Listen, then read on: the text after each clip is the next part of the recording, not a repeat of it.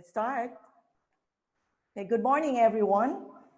Welcome to this very first SEARCA Online Learning and Virtual Engagement webinar, or SOLVE for short.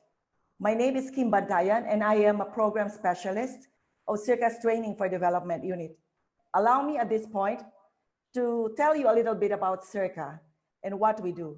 SEARCA is one of the 26 regional centers of excellence of the Southeast Asian Ministers of Education Organization, or SEMIO. We are hosted by the Philippine government on the campus of the University of the Philippines, Los Baños. The center is mandated to serve the agricultural and rural development needs of 11 SEMIO member countries through graduate scholarship, research and development, and knowledge management.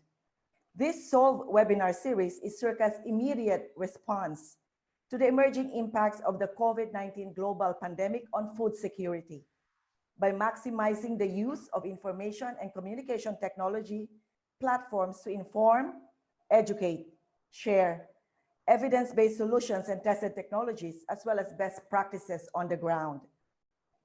This inaugural offering of SOLVE webinar series is just an introduction to the next webinar sessions.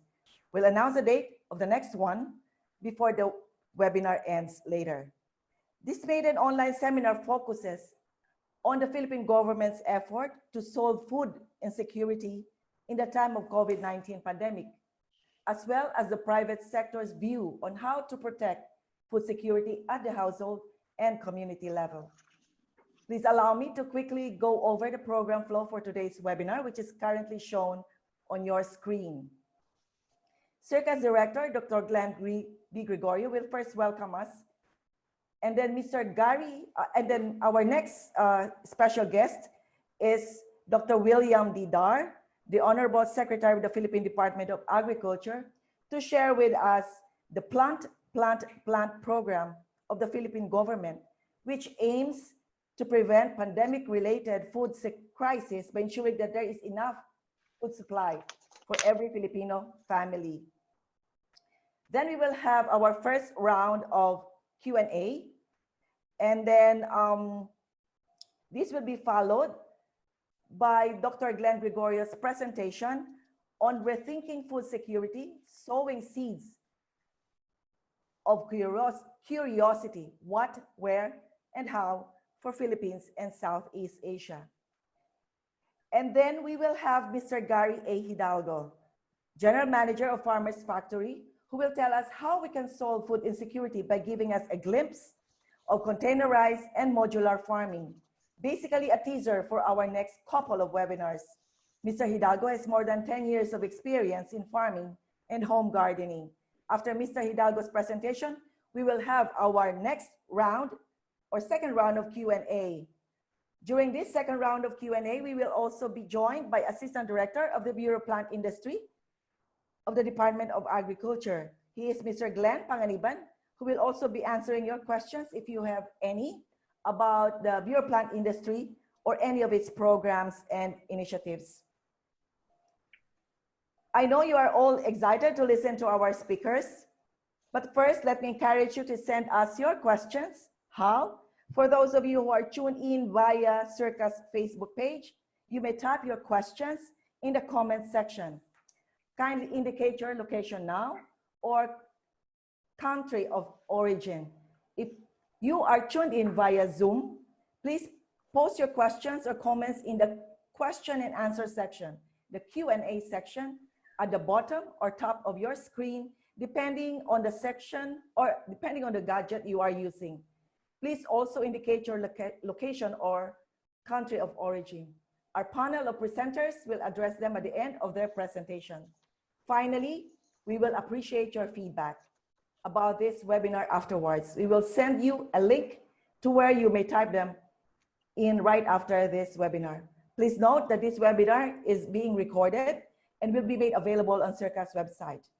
If you have issues or experiencing technical difficulties with Zoom online platform, please email my colleague, jmark at jwtd@searca.org. I repeat, jwtd@searca.org. I think all our speakers are ready now, so let's get ready to listen to SEARCA Director, Dr. Glenn Gregorio, for his opening remarks.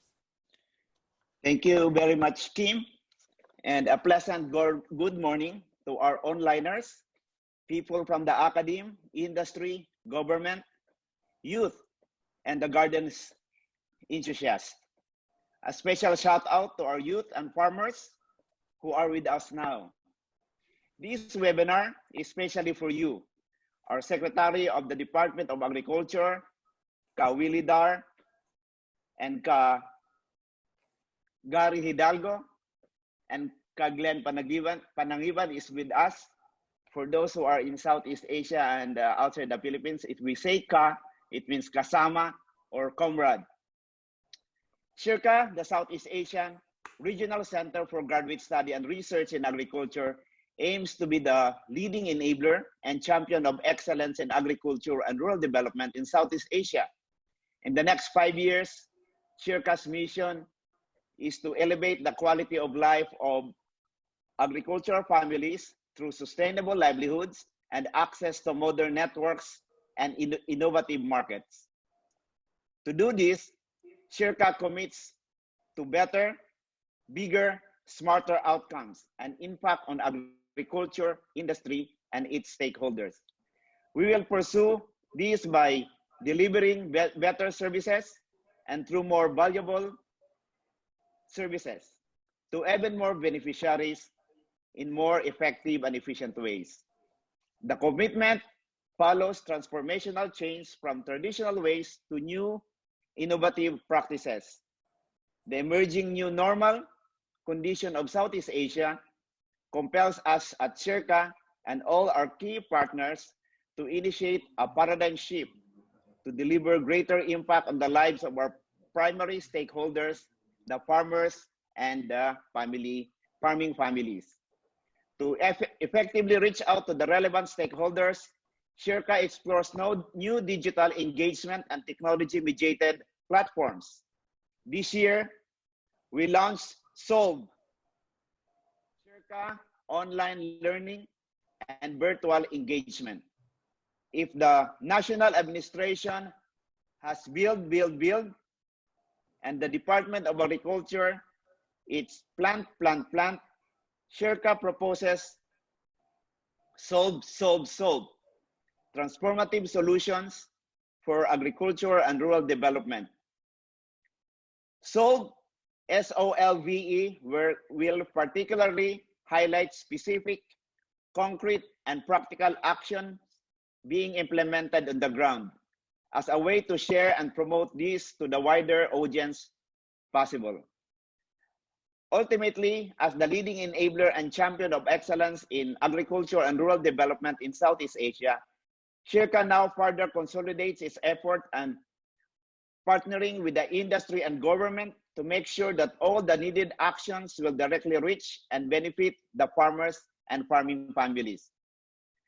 SOLVE seminar series will provide an avenue of knowledge sharing on concrete innovative actions on the ground. Along SEARCA's 11 5-year plan, via technology-mediated platforms like the social media that would directly benefit us all, especially our farmers and farming families. Actually, the SOLVE seminar aims to hold a seminar where practitioners in agricultural and rural development innovations are invited to speak and share their experiences. Encourage participation of farmers. This will be an area to voice out the voice of the farmers and sharing our farming technologies to increase their awareness on such technologies and innovation that have been implemented on the ground. So we want to give practical approaches. Build up community practitioners on agriculture and rural development innovations in Southeast Asia. Okay? And we will be having a series of topics to discuss and solve specific and practical issues, and with the end of fast-tracking transformation through agricultural innovation. Now let's start to solve. Thank you very much. Thank you very much, Sir Glenn, for telling us more about SOLVE and giving us a glimpse of SEARCA's 11 5-year plan.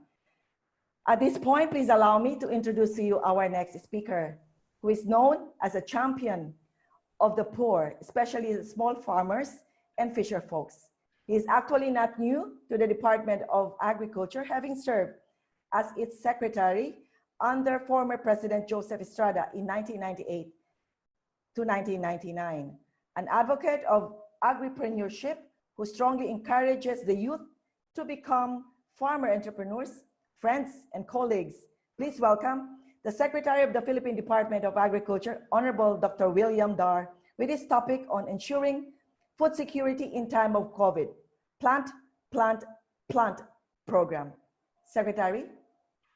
Thank you, Rose, and thank you, Glenn, and the rest of those who are online under your Solve platform. Thank you for this opportunity to highlight the whole objective of securing food for the whole country under a new normal environment. So we have to be conscious that in any war, like the war on COVID-19, food and food availability, affordability would be very important, so we can be able to really withstand the process of really eradicating COVID-19. So early in the game, where we were representing the sector in the IATF for emerging infectious diseases, which is now the policy body during this pandemic. It's a policy body of government that will process every intervention related to health and food and logistic issues in this whole fight against COVID-19. So I said then that the threat of hunger is as real as the threat of COVID-19. And I believe this was early days of COVID-19 ECQ implementation in the Philippines.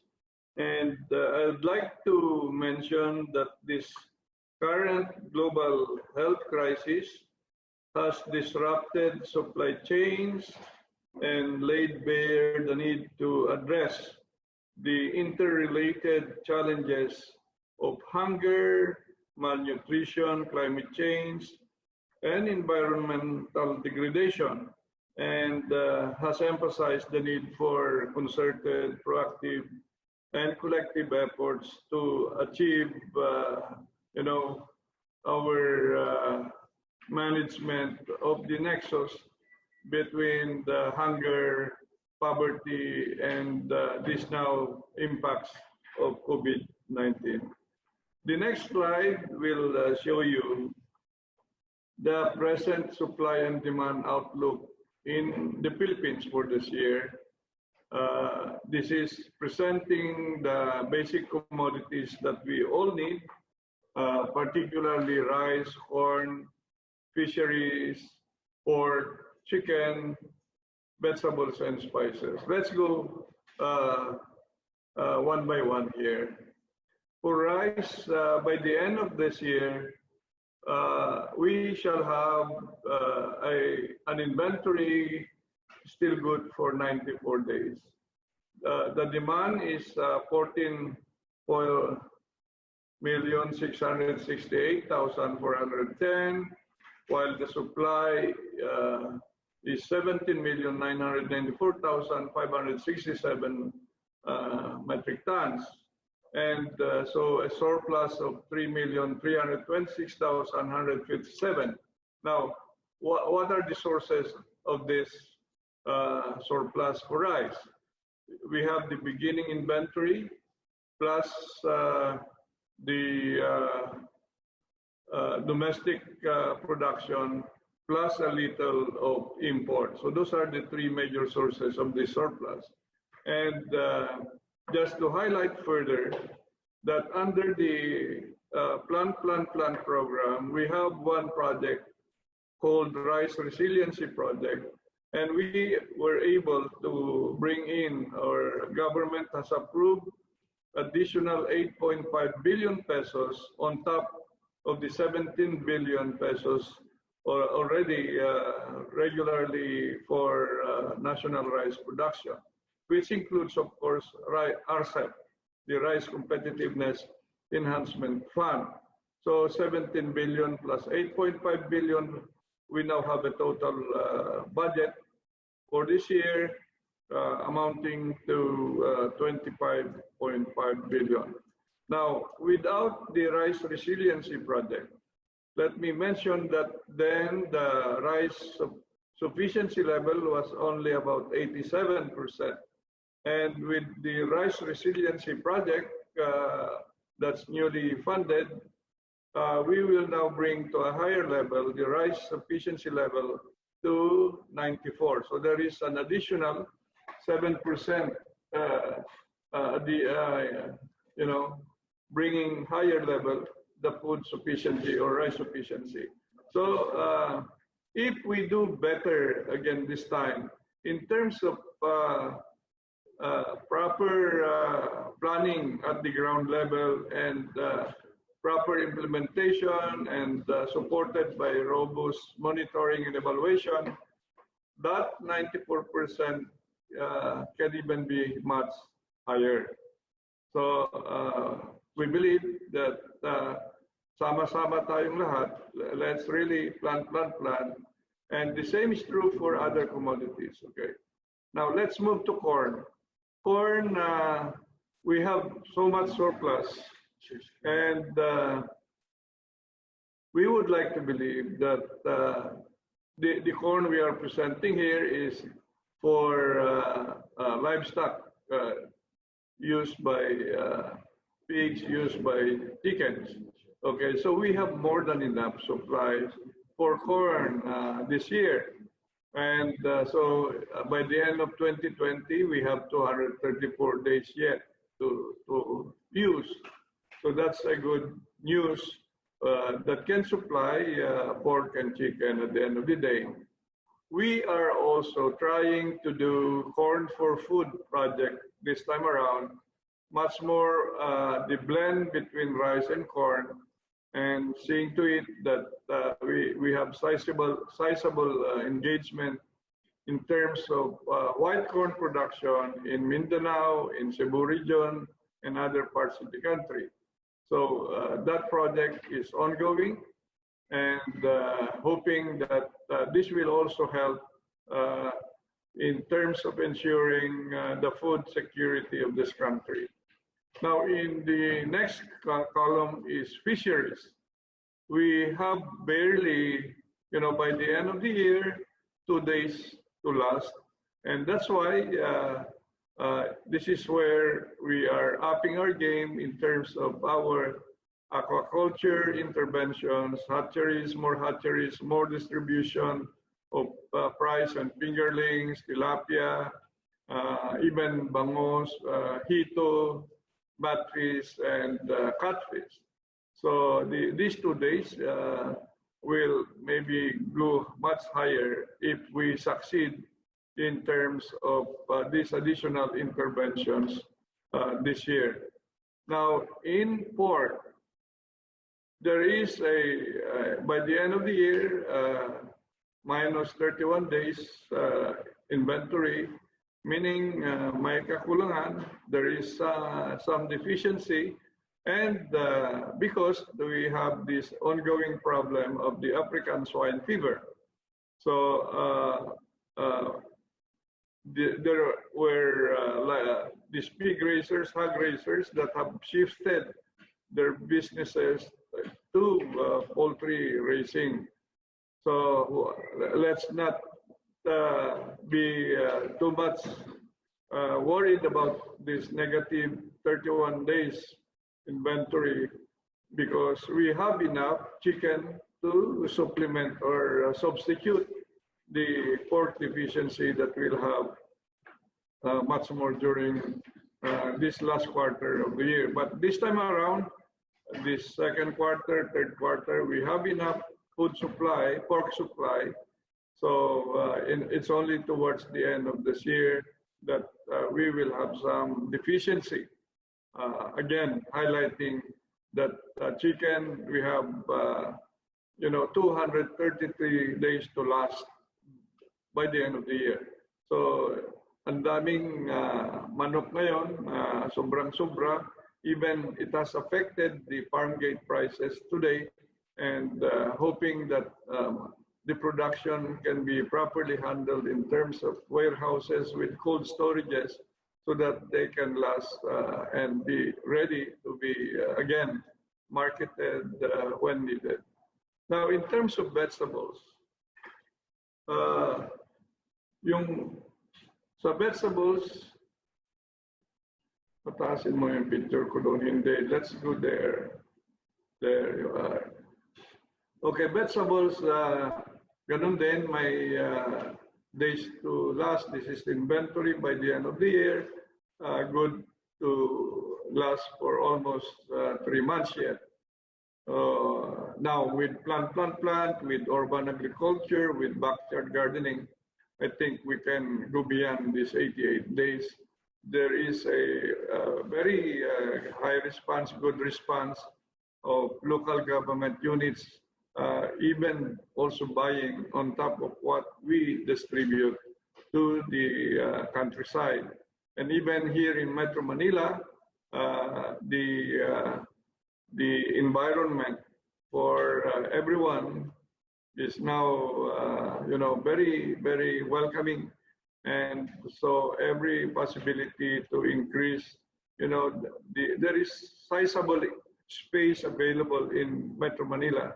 Maybe 10%, 15% of the space of Metro Manila can be used for vegetable production.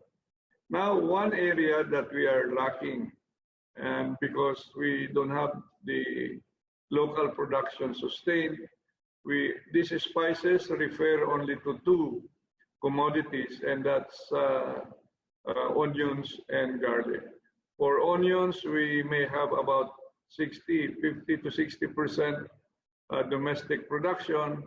So we have to bring in some supplies towards the end of this year during the last quarter. The other part of this is garlic.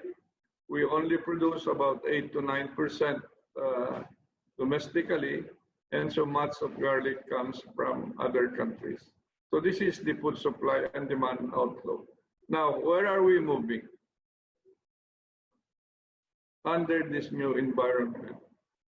So we now have here a framework to ensure that a country like we have, we always would be guided by the vision of a food secure Philippines with prosperous farmers and fisherfolk. During this period of COVID-19, while the enhanced community quarantine is going on, or downgraded to some extent for some regions or provinces to general community quarantine, we have started appreciating what must be done for us to recover and to be more resilient. So we now have this sustain. You have to survive, sustain the efforts. You need to survive, you need to be resilient. And rebooting the agricultural industry. Rebooting means you have to see to it that those production and availability components, accessibility and affordability components, and price stability will be key to rebooting this and growing the economy. So this is part of the new thinking that we have introduced in the Department of Agriculture. They have now become more relevant in this environment of as impacted to by COVID-19. Now, these are the efforts down the line. When you modernize, you have to bring in the state-of-the-art technologies, modern technologies. You have also to cover more grounds like urban agriculture, upland agriculture, and bring in agribusiness, agripreneurship. Now, this is the time to showcase rural industrialization, agribusinessizing the sector of agriculture. You need to bring in more diversity in the production system.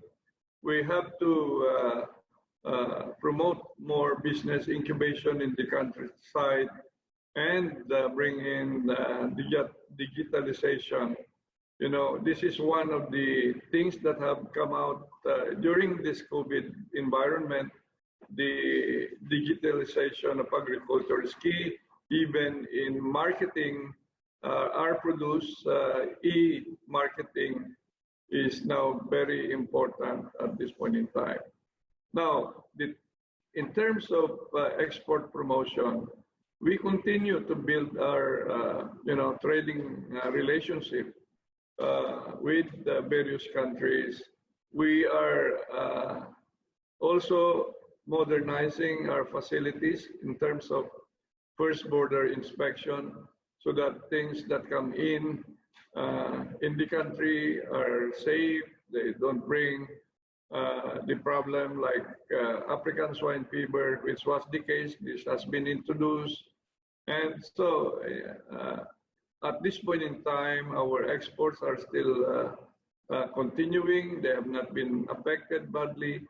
But of course, our imports, in terms of those that have been lined up, have been sort of reduced. Now, farm consolidation is a must this time around. We need to have economies of scale. If we have the big business come in and partner with the farmers' cooperatives and associations. So farm clustering, even extension system has to be provincialized to, again, bring the best of technologies, the best of support, marketing support to the farming sector. I am very passionate in terms of promoting big brother, small brother partnership, meaning big business in tandem with the farmers' cooperatives and associations would be key under a new environment, under a new normal. Ease of doing, economies of scale have to be there for us to bring the big sector, the business sector, to invest more in the farming and in the value chain system of agriculture. Of course, like in any industry, you have to develop the infrastructure needed, FMRs, food terminals, various sizes, rainwater harvesting, small-scale irrigation system, agri-industrial hubs, and the like. So all these are lined up, and we hope that we can, even in spite of this problem of COVID-19, that we are going to provide the needed impetus to make it possible that these things move forward. Now, in response to COVID-19, we have ALPAS, or popularly called Plant Program, for all aspects, for all commodities. We are repurposing our existing programs and projects under this Plant Program to make it possible that at the end of the day, we are going to increase our food sufficiency levels in all aspects. So these are the various components of the ALPAS program, which will also be, combining it with our refocused regular programs and projects. So down the line, we have to secure, again, the support of enablers in terms of budget and investments, the legislative support needed, and the roadmap development, looking at partnerships, with various stakeholders in the industry and building the resilience of natural ecosystem to support food production efforts. Of course, systems like these are the key resource areas under budget and investments. For systems, the value chain is the broader approach. We need to enhance competitiveness of agri-fishery products. Down the line, the people, we need to further empower farmers and fisherfolk and broaden their participation and access to the value chain development system.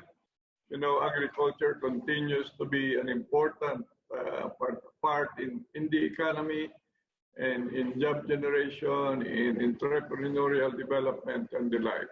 So I would like to believe that this is the development framework with which we will be guided accordingly in the effort of really ensuring a food that is available for every Filipino. We need to increase our investments. And so the government have been very proactive as well in supporting all these efforts of the Department of Agriculture. Lastly, let me thank SEARCA under the leadership of Gregorio for this opportunity to highlight how can we sustain a food secure Philippines under a new normal environment. Together, we act, win, and heal as one. Let's plant, plant, plant. Thank you and good day.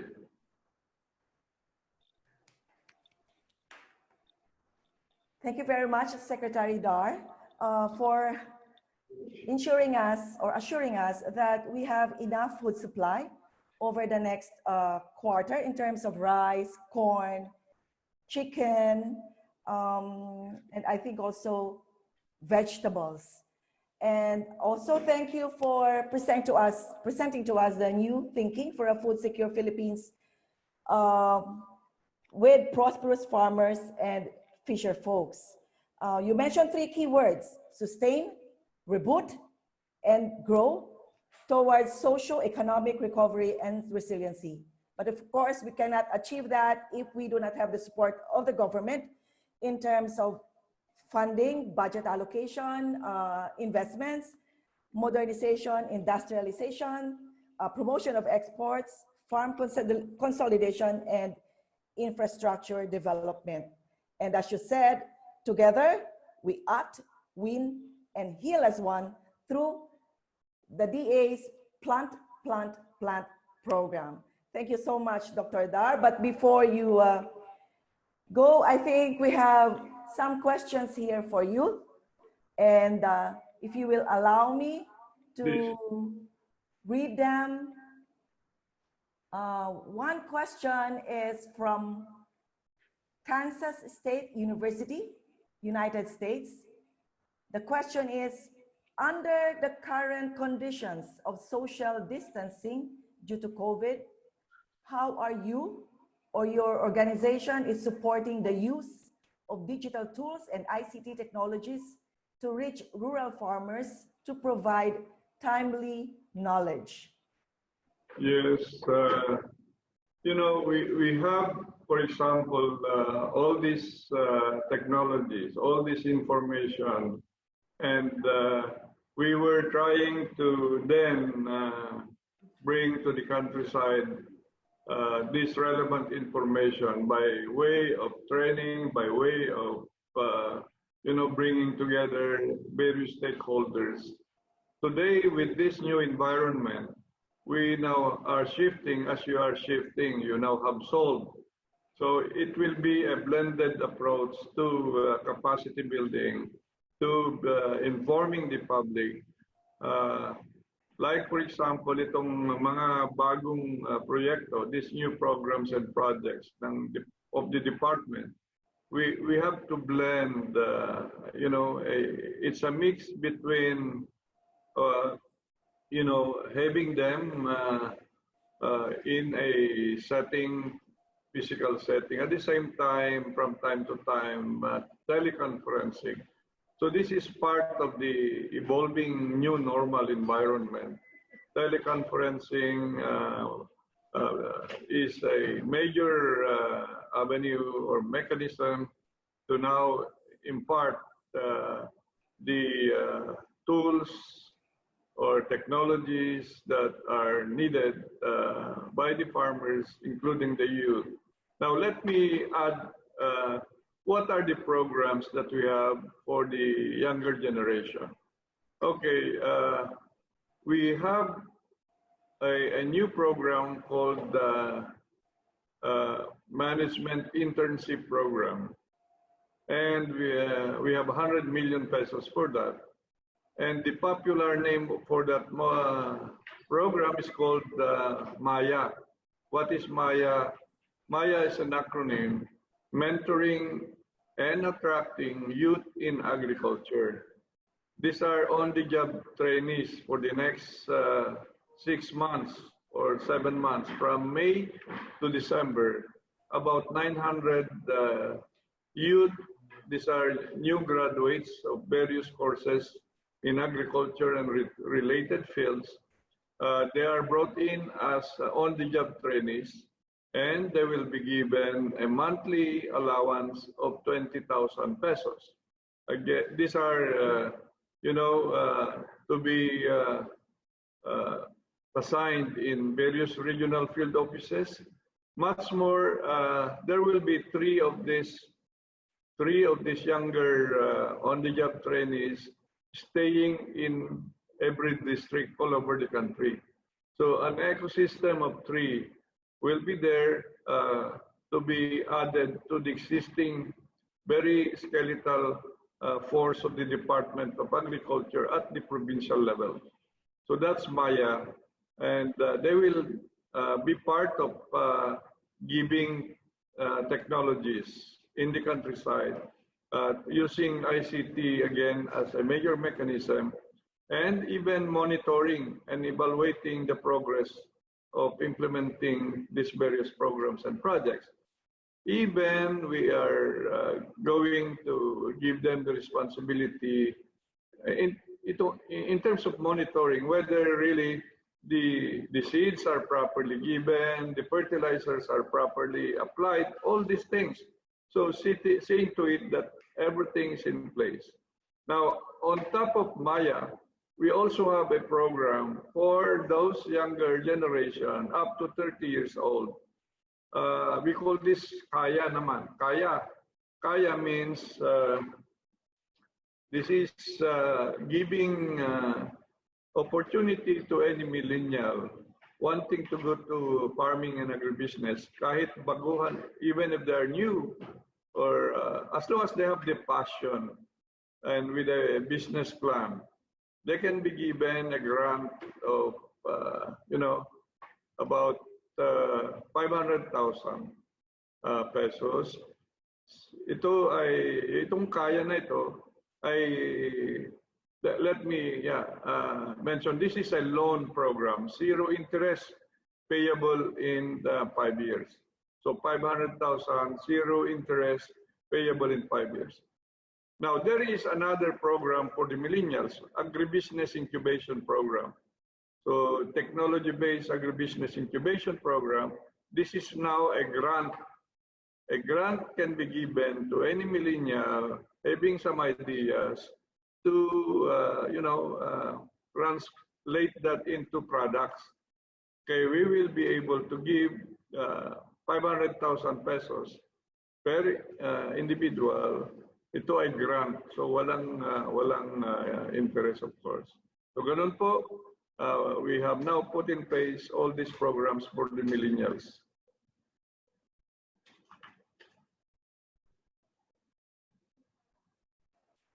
Thank you so much, Dr. Dar, for sharing with us the ACE program to encourage the youth to become agripreneurs. So I hope that for those millennials who are tuned in right now, you will take this challenge.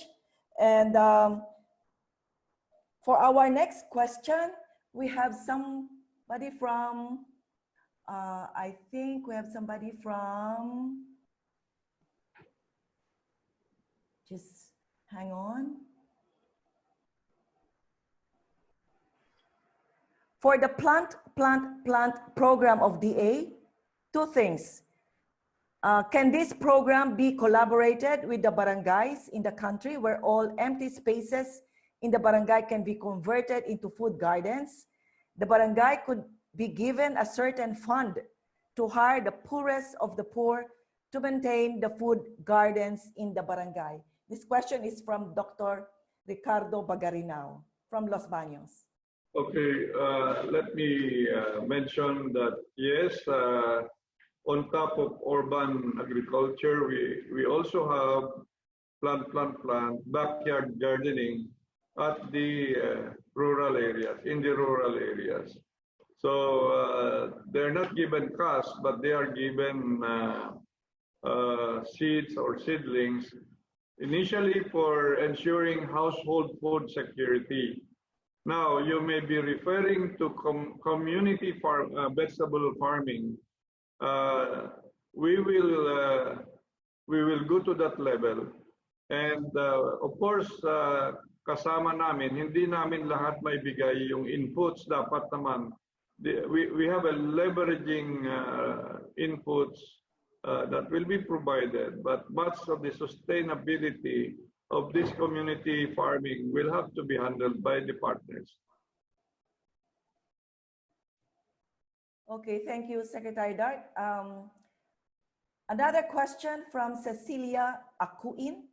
How will DA address the fragmentation in the food supply chain that has caused farmers losses because produce cannot be brought to market while urban consumers are paying higher and higher prices for scarce, irregular supply of fresh produce? That's true, and that was the very problem during the first month of this ECQ for Luzon. And, you know, we have to shift gears. We expanded our Kadiwa ni Ani at Kita.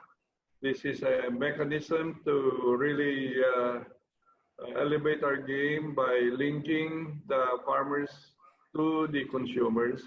We have private sector partners who have the heart, guided by social enterprises, and tracking from the trading centers like La Trinidad Benguet or Bamban, Nueva Vizcaya, or in Sarliaya, Quezon, up to Metro Manila areas. And this is the case also for other metro areas all over the countries in various regions. So yung Kadiwa ni Ani at Kita has now become a very popular strategy. There are three aspects of Kadiwa ni Ani at Kita. We have what we call Kadiwa Express. Ito yung tracking the food supplies that are there from the trading centers. And upon reaching Manila, we have Kadiwa on wheels or in the other metro areas. Then, even before these food supplies arrive in metro areas, we have Kadiwa online. So we have partners that will be or that are presently selling online. We are expanding this e-Kadiwa. We will call it e-Kadiwa this time around. And we have more partners like Grab, Sagana, and the like, because that's not our responsibility. So we are catalyzing, again, the engagement of those with the heart, helping to connect the farmers to the consuming public. And in this way, we are able to at least stabilize the prices of these basic commodities. Secretary Dar, are you still available to answer more questions from the... Ako pwede pa hanggat kaya ninyo. Okay then. Okay then. Thank you so much for your time, Dr. Dar. We have one question from Anik Padilla of IFPRI. how to ensure smallholder farmers get access to sell their agri-products during physical distancing. And I think you've already answered that. The government, DA has Kadiwa Express, which takes care of packing the food supply. And then you have the Kadiwa Online, wherein you tie up with partners who are selling them online. Let me add, Okay. Rose, you know, if in case there are really huge supplies of commodities like chicken today, we are partnering with the industry in the chicken industry to give them grants or even loans para sila na yung magma-market ng mga produkto ng membership nila. So we have various options like, okay, under Sure Aid and Recovery Program, dalawang na pwede namin mabibigyan ng tulong. Yung marginalized small farmers and fishers can borrow to recover 25,000 pesos, zero interest, and payable in 10 years. You know? So parang pamigay na yon. Now, for those who want to get engaged in agribusiness, the small to medium enterprises can get a loan as high as 10 million pesos, zero interest, and payable in 5 years. So ito yung pwede nilang gamitin na pag-hire ng warehouses na may cold storages at para hindi maantala po yung pag-tracking at pagdala dito sa mga metro areas. Lahat po yan ay we are facilitating, we are catalyzing every effort para yung food availability, food accessibility and affordability, and food price stability will be properly handled. Okay, thank you, Dr. Dar. We have another question here from Joy Membreve Hamago. Dr. Dar, if the commitment is plant, how can many areas in the rural areas be optimized? Many of them are idle. Yes, that's why itong plan, we are refocusing itong budget namin para mas marami tayong ma-cover na idle lands na pwedeng i-convert into food production areas. So yung tanong kanina na community farming or commercial farming, ay tututukan natin yan, dadagdagan natin ng resources. As I've said, it should be a partnership with the community or the farmers associations or cooperatives para tulong-tulong, hindi kaya lahat ng gobyerno ibigay ng inputs. Okay, thank you. Thank you so much, Dr. Dar, for your time. We don't have, there's this last question. Does DA have data for percentage of Filipinos who can eat plain corn, corn blends, rice and corn, or rice only and other staples, so that there would be less pressure on rice growers? That's also from Joy Hamago of Central Mindanao University, Bukidnon. You know, we have those areas, we know that we have the data, and that's why meron tayong component ng Corn for Food project. And we have partnership from the private sector, kagaya ng ANI, at 20,000 hectares ang tatamnan nila ng white corn to be blended with the NFA rice. So ito ay this 20,000 or more corn will be planted in Mindanao and in Cebu region in the Visayas. So ito, may programa po tayo. These are all parts of the increasing the food sufficiency level sa staple food natin. And last na po, Secretary, concerning agricultural digitalization, how can limited internet access be addressed in the provincial level? From Maha Decena. Well, talaga, this is a whole of nation approach. We have a Department of Information and Communication Technology na building information highways all over the country. And this will really accelerate yung or digitalization of agriculture or e-agriculture natin. That will help us not only in technology transfer, like in this case, Zoom and other means, the Facebook and the like. If we have good connectivity in the countryside, this will really accelerate the transfer of technologies, the knowledge transfer, information transfer, or appreciation of all of this by, the millennials much more. Alam niyo, the millennials will become the infomediaries in terms of the newer technologies, the newer knowledge and information that would be very relevant in the countryside. So we will have to accelerate digitalization of agriculture, even our data management. Sa agriculture ngayon, this is one area I will focus on para may integrity naman itong mga data natin, hindi lang pahapyaw. So we really need a good assistance or help in terms of data, building on a big data management in the Department of Agriculture.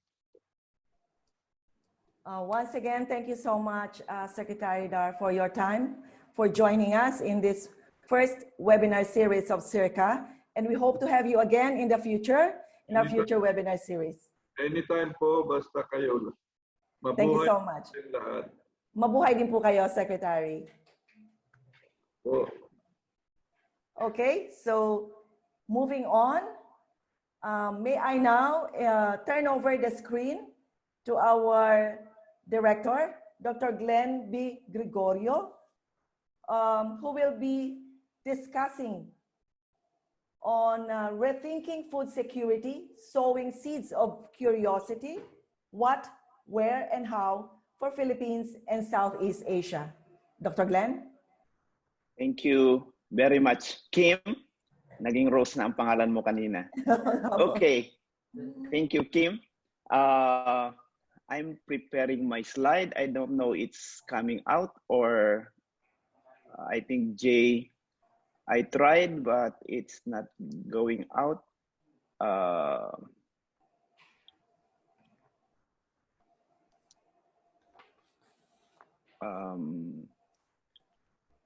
It's coming out. Actually, no. Jay, can you check? Yes, Sir Glenn, I think Jay is already checking your slides. Yeah, okay. So I'll start while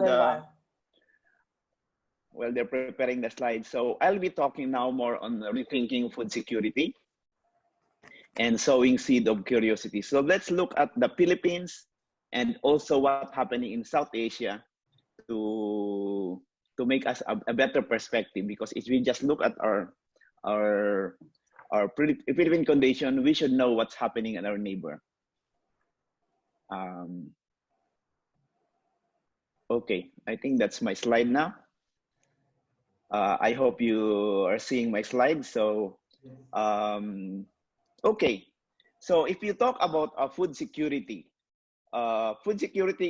exists when people have availability and adequate access at all times to sufficient, safe, nutritious food to maintain a healthy and active life.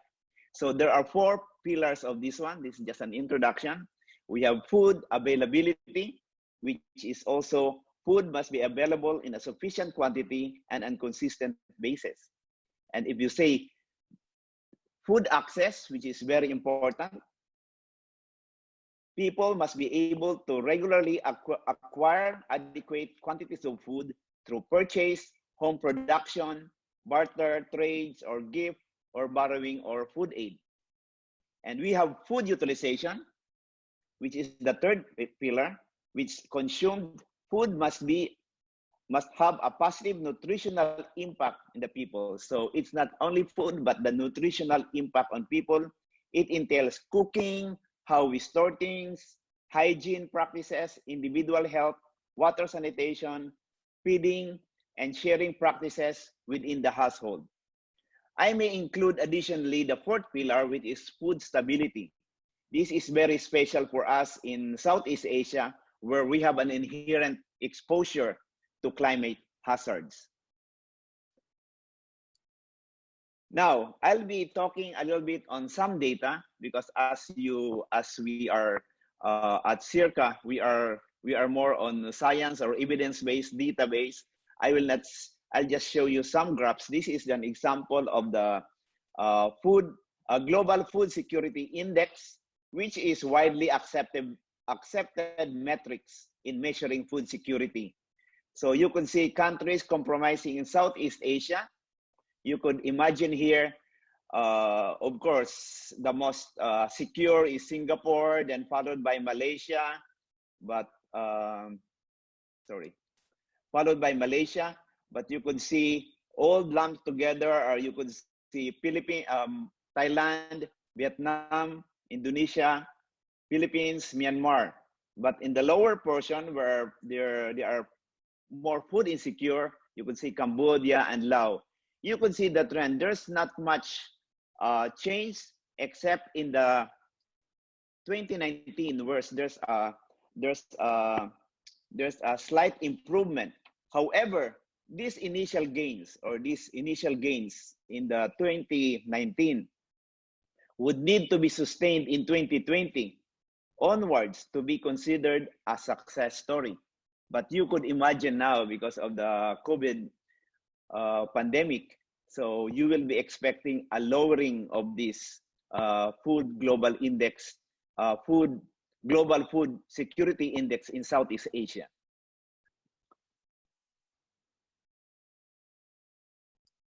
So in this slide, you have the global food security index there, and now I'll be showing you the prevalence of undernourishment in Southeast Asia. Of course, you could see here the almost zero. You could not see Singapore there, and Malaysia is a little bit okay.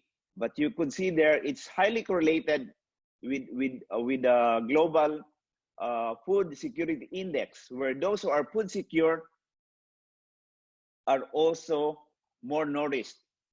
The more unsecure in food security, they are more or undernourished. So you can see here the number of undernourished people in Southeast Asia for 2020, 2010 to 2017 ranges from, there's a lot of big range, 59.2 to 73.7 million people.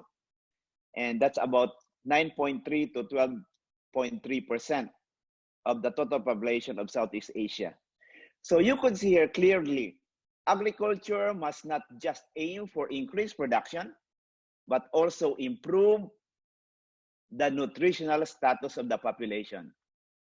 So I repeat, agriculture must not aim only for increased food production, but also improve the nutritional status of the population. So food security, nutritional security must go hand in hand. If we go to the next slide, you could see here the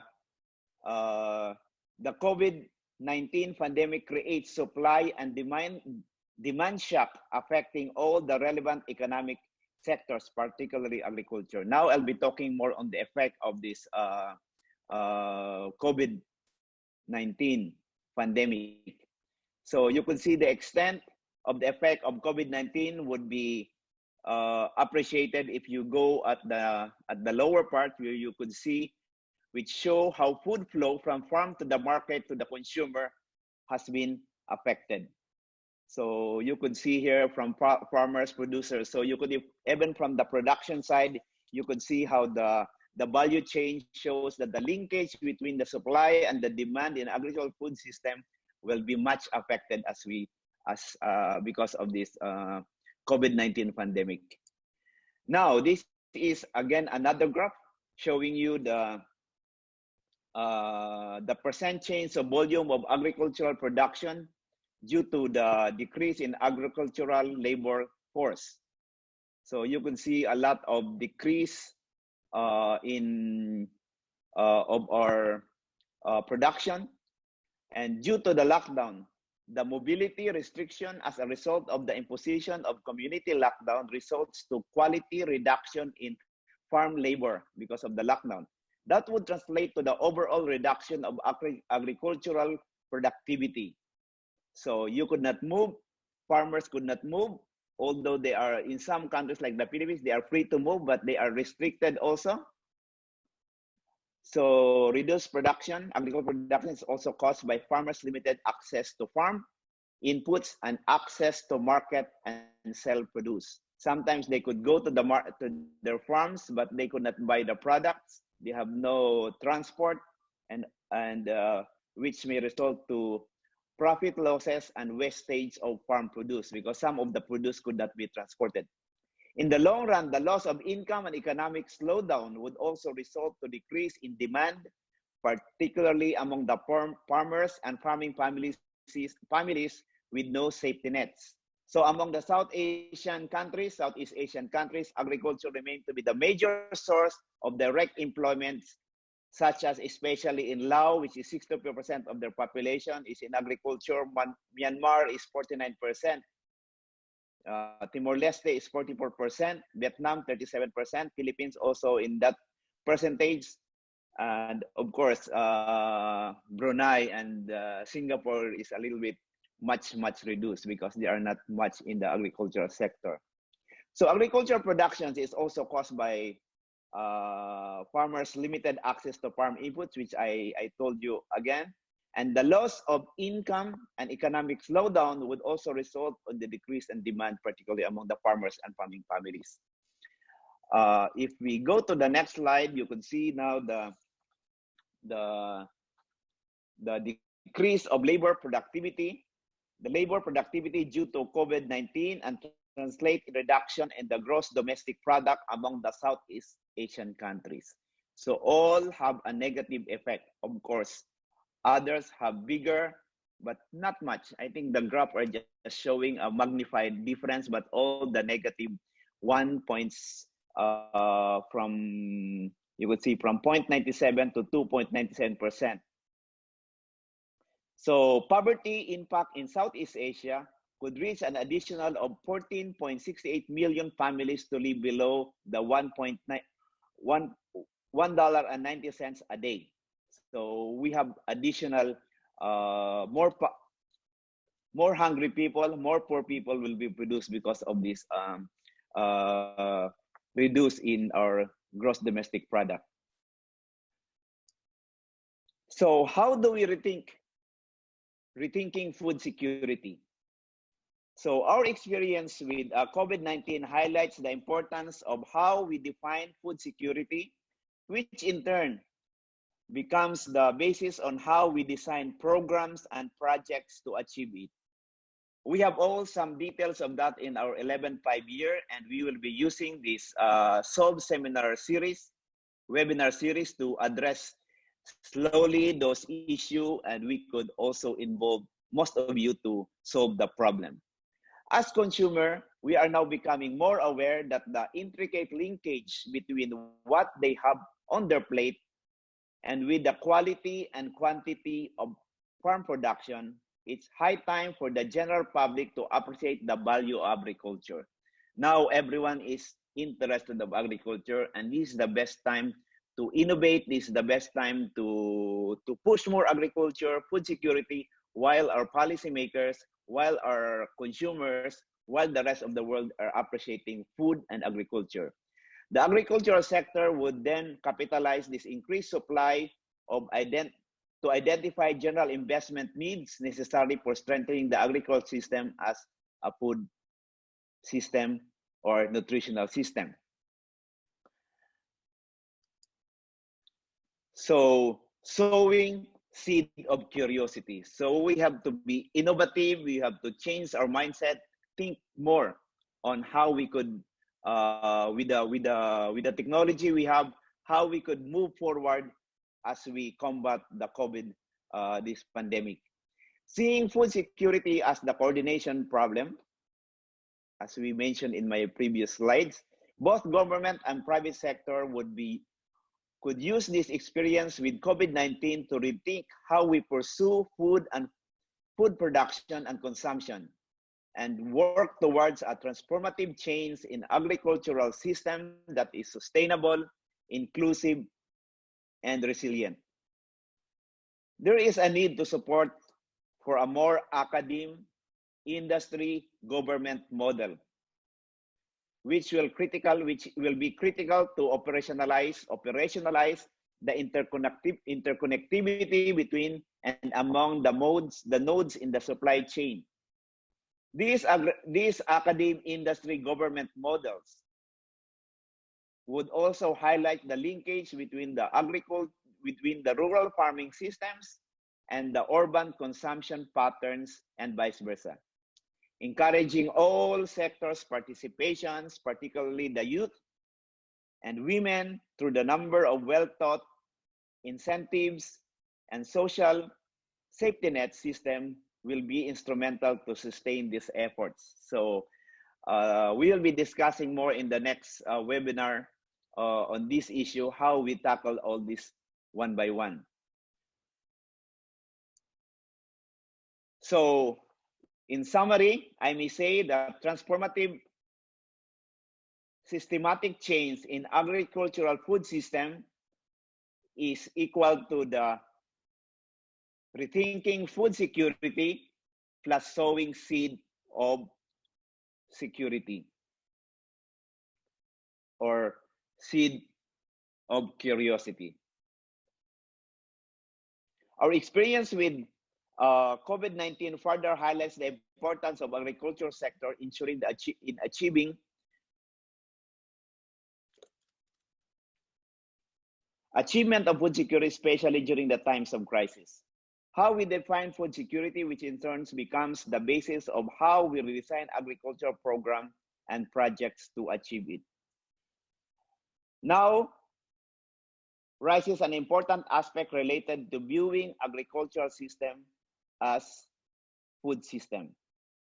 Consumers are now becoming more aware that the intricate link between what they have on their plates with the quality and quantity of farm production.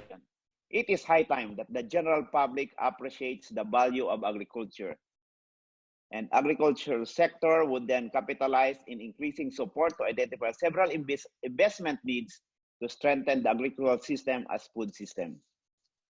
So seeing food security as a coordination problem, we should, both the government and private sector could use this experience to rethink on how we pursue food production. So again, I may say that transformation, agricultural change in agricultural food production is rethinking food security and sowing seed for security. Today, the future of the Philippines and South Asia clearly needs this now. So we have to involve everyone for this transformative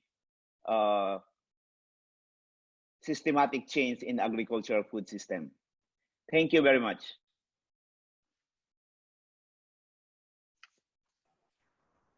Thank you very much, Dr. Gregorio, for that very informative and highly relevant presentation on rethinking food security, sowing seeds of curiosity.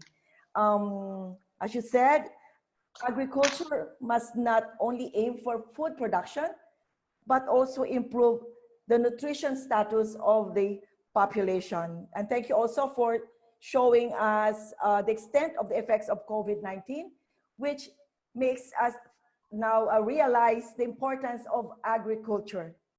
And for this, we need to strengthen academe, industry, and government partnership and models.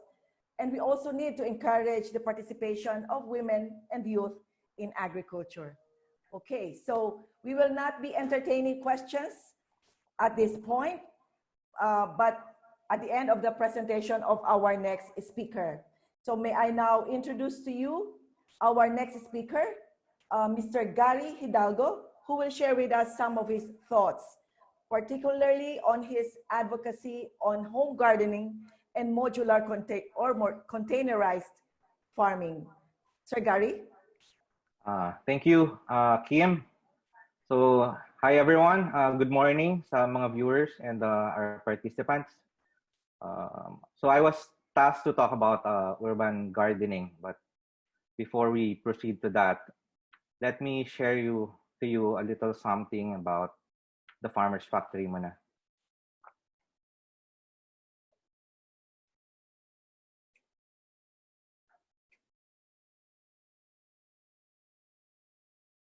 All right. So Farmer's Factory. So how do you play this?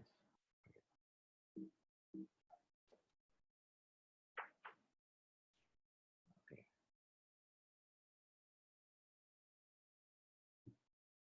Ayan. It's actually a business entity engaged in designing, building, and managing farms. And we're also into commercial scale vegetable and fruits production. There.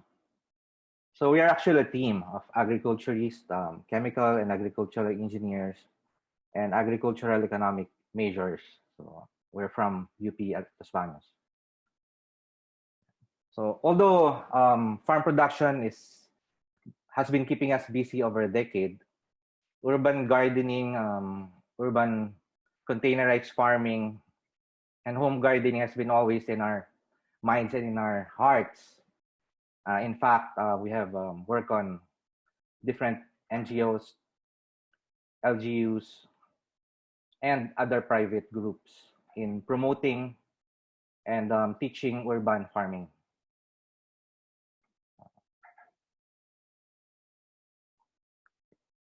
Well, I guess masarap lang isipin that we can go back to that day when our grandparents and parents were planting something in our backyards.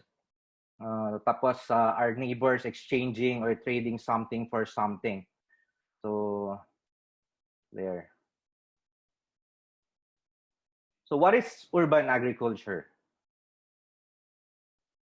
If you go to Google and go to Wikipedia, it is defined as urban agriculture, urban farming, or urban gardening is the practice of cultivating, processing, and distributing food in and all around urban areas. Actually, wala naman po yan pinagkaiba sa backyard farming back in the day. So I remember there's this subject back in the 80s, work education. We were actually taught how to plant pechay and munggo. So the main difference lang is nowadays, a lot of people, because we are forced by our social environment to move towards the cities. Now they're living in condominiums, apartments, townhouses, na medyo mas smaller yung spaces. And a lot of people would say that they have no more time, they're quite busy, and then actually farming is too much work.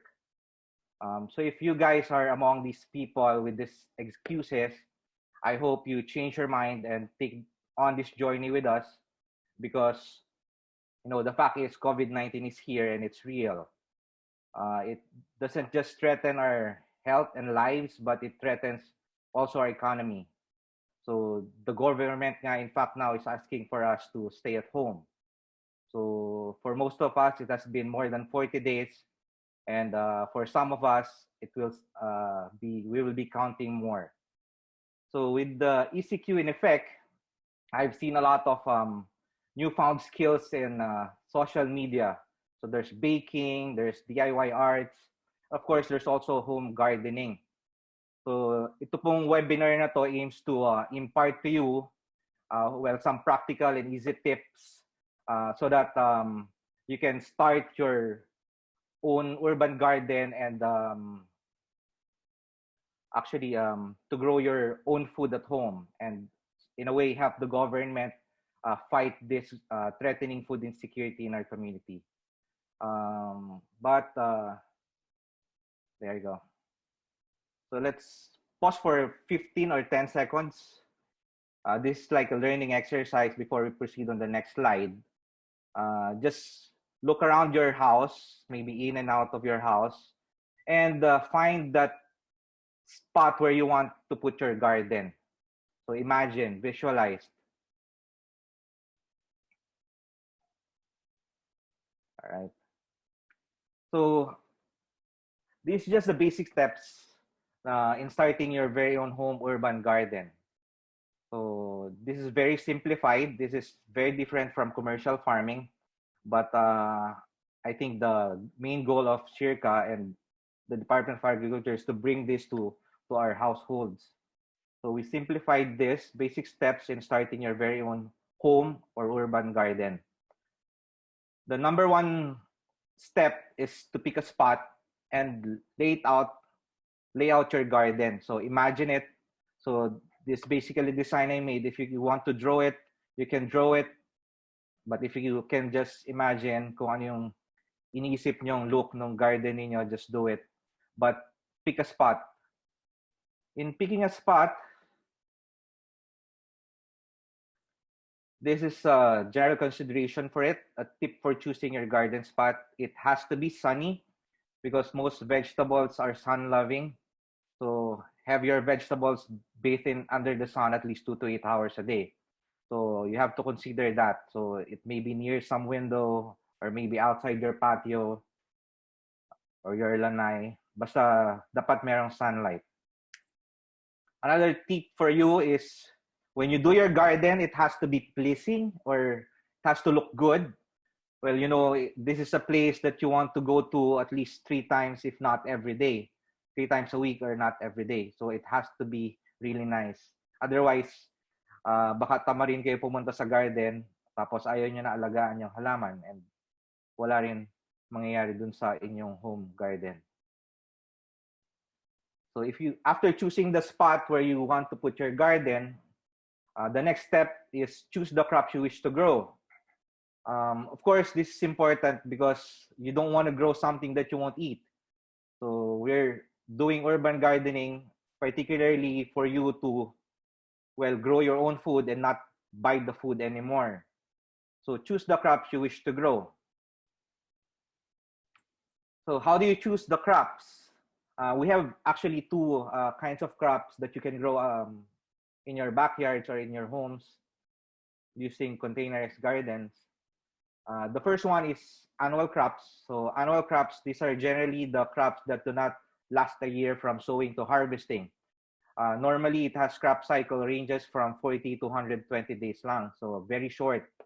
So after sowing, it will last to 40, like pechay, up to 120 days, like tomatoes and other fruiting vegetables. So samples of annual crops, you'll see here some leafy vegetables, fruiting vegetables. So it's listed here, pechay, lettuce, spinach, and a lot more.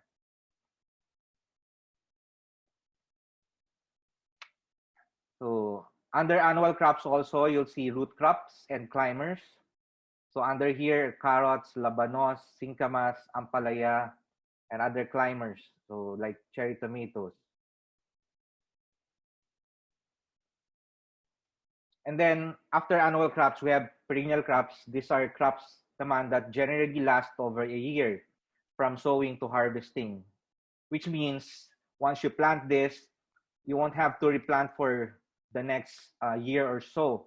So harvest ka lang ng harvest. So this is one thing to consider, because if you want to grow calamansi, you don't have to plant so much calamansi in your yard. So just plant one maybe for your consumption, and that's gonna be all right. So under perennial crops also are herbs and spices. So like rosemary, tarragon, basil, herbs and spices are one of my favorites in our backyard. Because you just grow it very easily. You just cut and put it under soil, tapos tutubo na siya, and you'll have, after a few weeks, you'll have more. So under perennial crops also, I put this under perennial crops, yung climbers and creepers, kamote, kangkong, alugbati, because when you plant this, it's just gonna grow to, the whole yard will be covered with kangkong and kamote, and harvest ka lang ng harvest ng tops.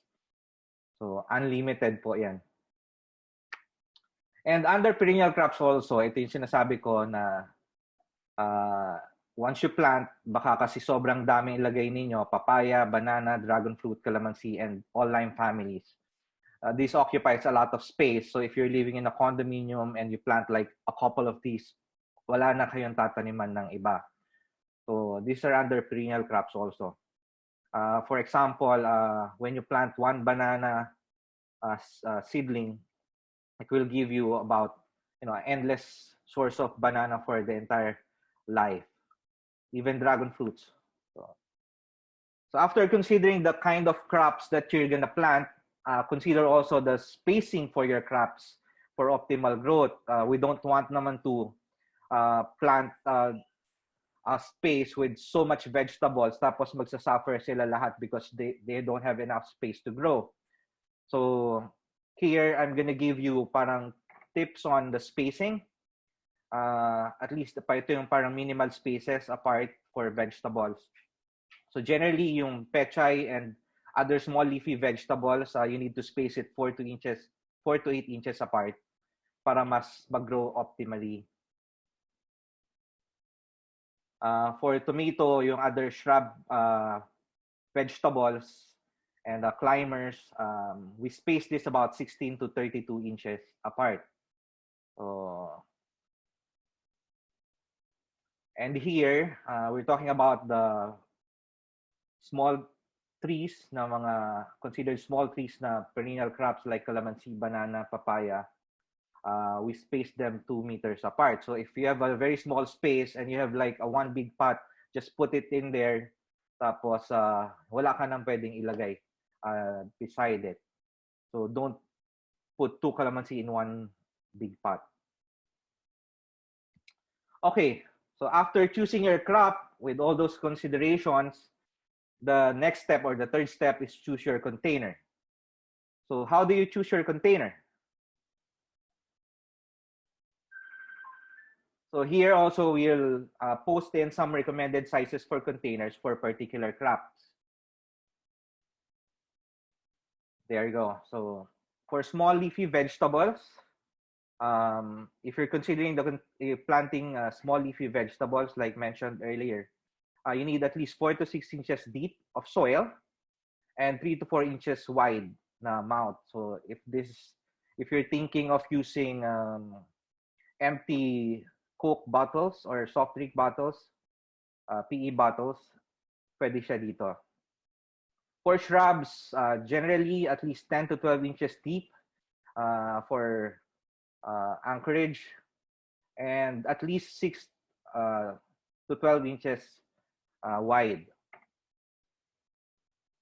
For small trees like papaya and calamansi, you'll at least need 24 to 30 inches deep and 24 to 30 inches wide containers. So, yun lang muna tayo today because next week we'll teach you about urban and containers gardening, and we'll show you some ideas. I think we have not much time today, and we still have like 2 more series of this webinar. But between today and next week, we put a community in FB group. It's called the Farmers Factory Community. Between today and the next session, you can visit this and our website if you want to learn some more or learn in advance. And if you won't be able to join us next week, but I hope to see you again next week. So there. Thank you. Thank you so much, Mr. Hidalgo. I hope that your presentation will change our participants' mindset or preconceived notion about gardening, that it is a tedious job and that we need to help or join the government in its fight against food security. And thank you also for walking us through the different steps in establishing our own home garden, from selecting the spot to choosing the crops that we need to grow, and in combination with annual crops, perennial crops, herbs, and spices. So I hope that your presentation would inspire all of us to grow our own garden. And Again, for our online viewers, if you want to join Sir Garry in his advocacy on home garden, please check out their website, www.farmersfactory.com. I'm already one of the members of this community, but I am not into gardening yet, but I hope I will in the future. Okay, so this is not part of the program, but the Assistant Director of the Bureau of Plant Industry of the Department of Agriculture is going to show us some slides and talk about what the Bureau of Plant Industry is currently doing to address food security. So may I turn you over to Mr. Glenn Panganiban? Sorry, Glenn.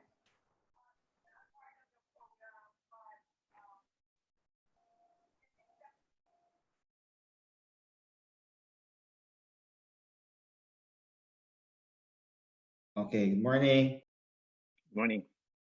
Thank you for giving me time for this. Actually, na-discuss na halos lahat din na secretary, ni na Sir Glenn at saka ni Sir Garry yung mga initiatives natin, ano.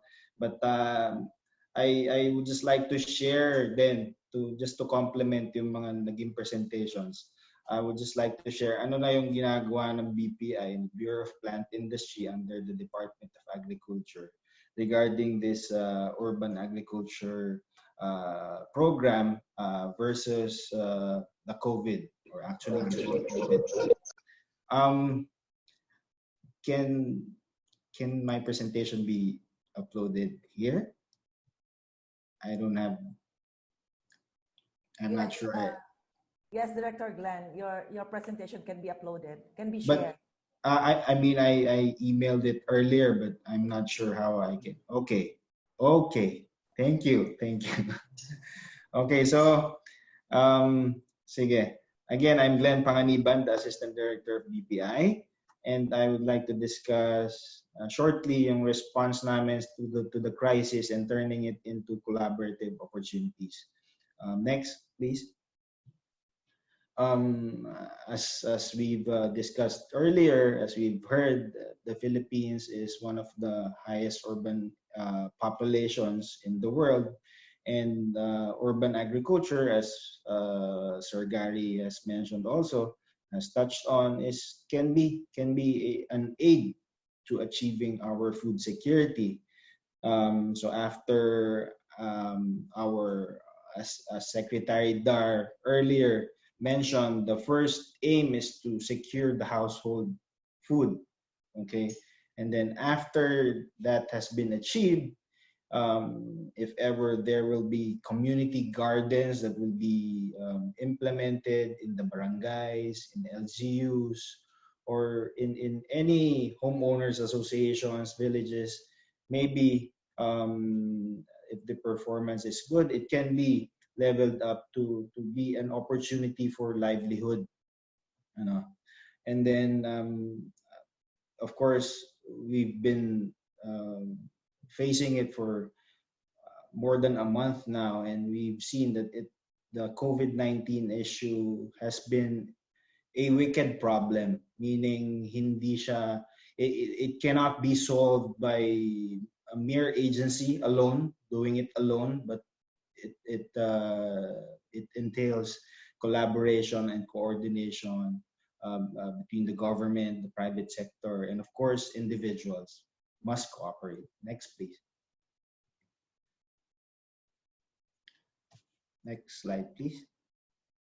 Okay, so for our objectives of the urban agriculture, just to share a story, I don't know, maybe Secretary Dar has some wizard mind or wisdom, because last year from it was Christmas, I remember December 25th, when he messaged me and our director, and he said, prepare for urban agriculture. At that time, of course, people have been doing it, but it has not been like this big. The realization has not been this big. So I don't know, maybe he has foreseen it, but and he wants us to prepare. So pre-COVID, our objectives of initiating the urban agriculture program was just to source local food in our barangays, in our local communities, and encourage the consumption of nutritious diets for Filipinos, because Filipinos, I do not have numbers, but conventionally Filipinos are not really vegetable eaters. Maybe nowadays, when our youth and our population has realized the healthy movement that they are consuming, but before, when Filipinos are told, oh, you eat vegetables, nah, it was not really appealing to people. So that's the second one. And then third is, of course, to add value post-harvest. Although we cannot really do, as Garry have said earlier, we cannot really do the big farming in our urban setting.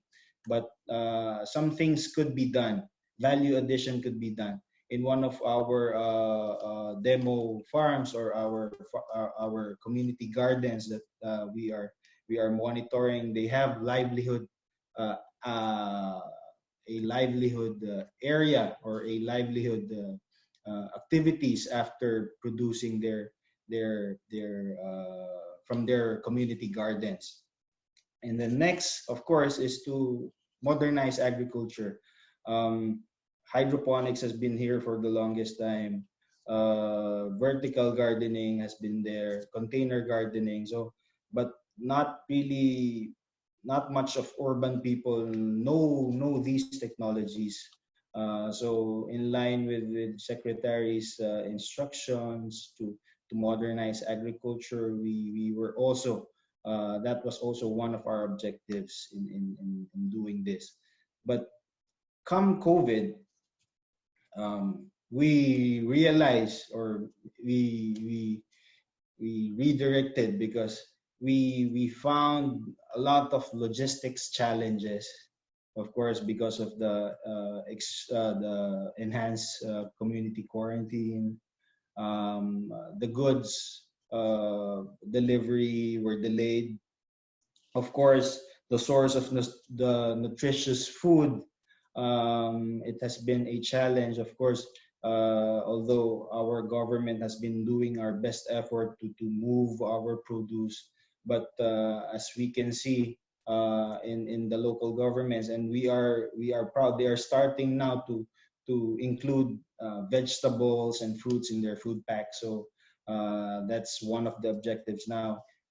Third, of course, there has been a lot of stoppage of work, and our secretary has been very vocal on this, that agriculture is indeed a pillar of our economy. So it has to be it has to continue.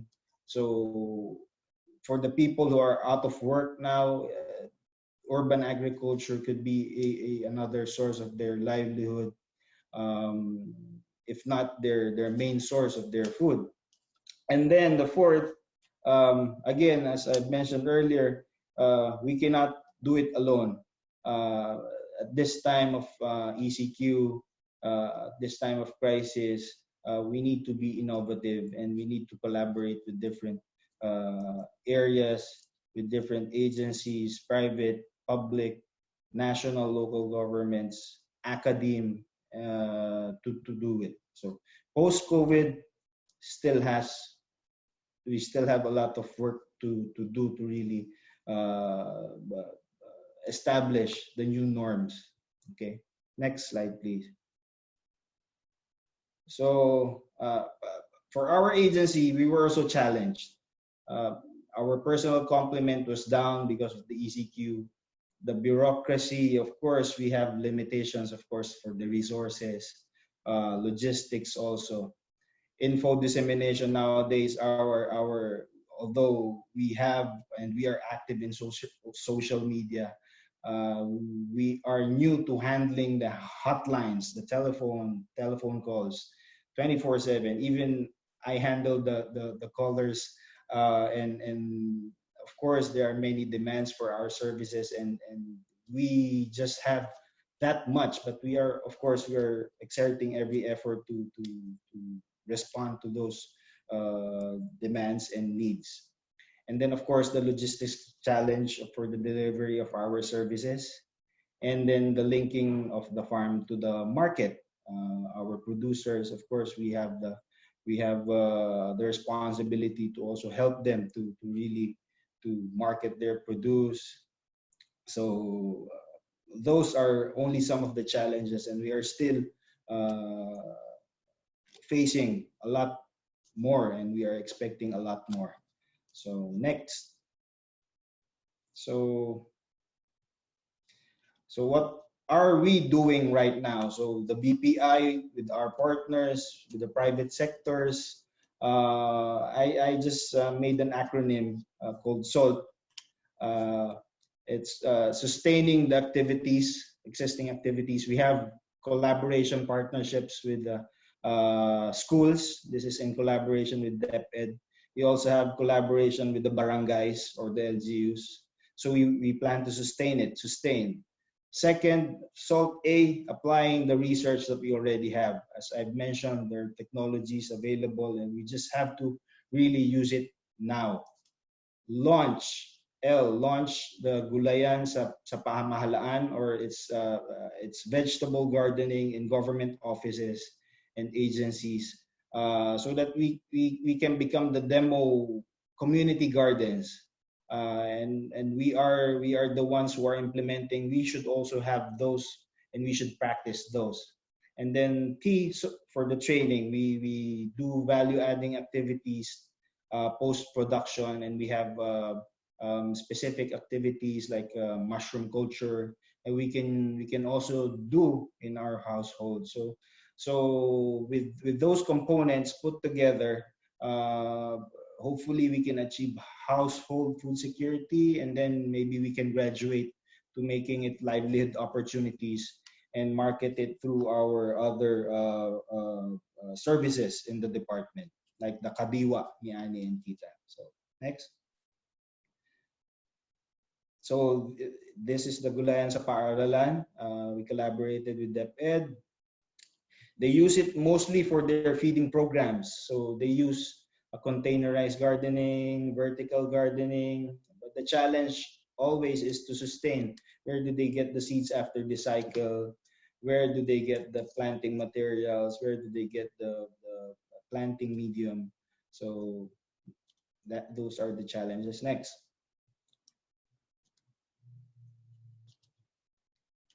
These are just some of the pictures of the students, and that's the mascot. And then Gulayan sa Barangay. This is the collaboration with LGUs. Of course, the ECQ delayed our progress in this, but we are continuously partnering with LGUs. So again, the aim is to make household food security, or establish food security in the households, and then turn it into livelihood opportunities when they can upscale their production in community gardens. Next, please. Those are just examples. We launched already in QC, in Quezon City, and in Muntinlupa. Next. These are the trainings we did pre-COVID. So nowadays, we just last week during the Earth Day of DENR, we did the webinar also with DENR regarding urban gardening. So next. This one is the one we were supposed to launch, but due to the ECQ and the quarantine guidelines, we put it on hold. But still, our secretary is really very into it. Just before he talked, they launched in Camp Aguinaldo, the urban garden there. So there's no stopping our secretary. He's really into this initiative and supports this initiative. So the plan is, again, establish gardens and government agencies. The one you see on your right is our garden here in BPI, and we launched it during our anniversary. The one below, picture below, is in Manila City Hall. That's the one we were supposed to inaugurate, but because of the COVID, we were forced to delay. So next one.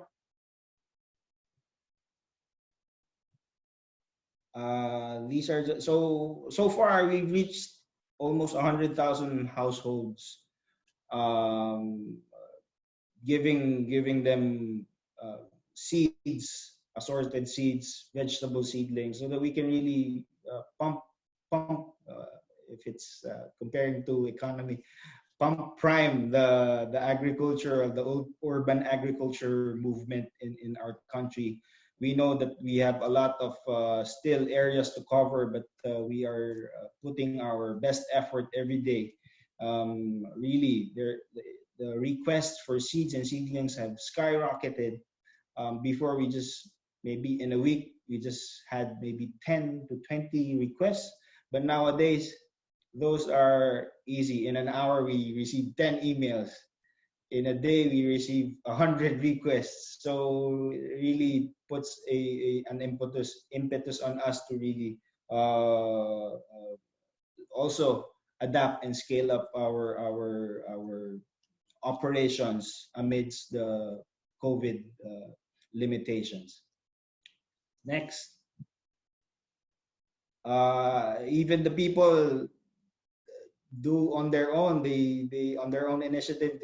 They have their seeds delivered through Lala Move and Grab, and some of our logistics, what you call this, ride hailing services have their seeds picked up here in the office. Next. So again, this lockdown opened the eyes of our public, and Gary mentioned it earlier that there are easy to harvest crops. It's easy to do, and you just have to be innovative and creative to make it interesting. Again, we did this through our distribution of seeds through individuals and households, through civil society groups, private and public sector, different social classes. You name it, we served them. Next. And then here for the sources of income, even before the increase in seeds were noticed, the demand for seeds were noticed, we already collaborated with some farms who stopped their operations and asked if they could partner with us and give their farmers seeds so that they can produce food for themselves, for their barangays. And here are only some of our partners. And that just goes back to the collaboration, which, as Sir Glenn earlier said, we need to engage the youth. We need to engage the national governments, other sectors of the society, and quantify and qualify results, even if it's just in the preliminary stage, and we've just been here for a month or so.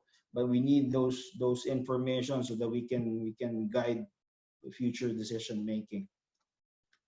So next. And as Secretary mentioned earlier, the threat of hunger parallels the threat of our health crisis nowadays. We've seen it. Livelihoods are affected. We went back to the basics. We produced our own food. We tilled the soil. But I think the next step would, how do we do it innovatively? How do we keep it? How do we make it a habit? And again, collaboration is key.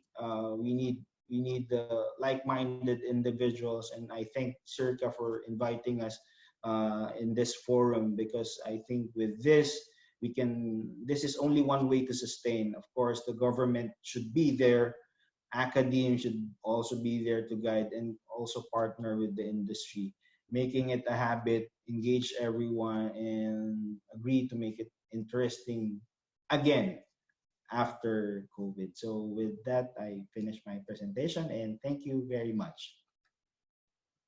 Thank you very much, Director Glenn, for also for joining us this morning. Thank you for that additional information on urban agriculture pre-COVID era, as well as the challenges faced by the department or by the Bureau during this COVID pandemic in terms of personnel complement, information dissemination, and logistics. And also, thank you for sharing with us the BPI's efforts to address food insecurity through Gulayan sa Paaralan in collaboration or in partnership with the Department of Education, the Gulayan sa Barangay, in partnership with the local government units, as well as trainings pre-COVID era, apart, of course, from free seed distribution, as what you've been doing for quite some time. Okay, moving on. I think it's our speakers are now ready for your questions. I have here one for Mr. Garry Hidalgo. How do you prepare a perfect homemade potting soil mixture for seedlings for ready to transplant leafy vegetables? I think you will be tackling that in our next webinar series, but if you want to answer it now, please do so. Yes, baka ma-preempt natin yung next session. Okay. We'll do the presentation next week, so para mas matuto sila. I believe we have a very short and limited time. So next week will be more of the technical discussions. Okay, and then there's a comment here from Joy. I hope we call it now home gardening or yard gardening so that people are not limited to their backyards for growing food. I hope we could promote almost all possible gardening technologies, vertical, Horizontal, bio-intensive gardening, edible landscaping, etc. What can you say that will be about discussed next week also. Okay, that Part will be din yan, mga gardening ideas, whatever you can do, maraming ideas pa present next week. So hopefully we'll see you again next week para makita nyo. Okay then.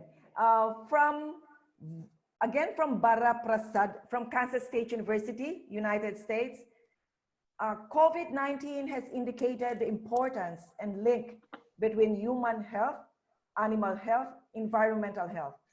Addressing this requires systems thinking and multidisciplinary research.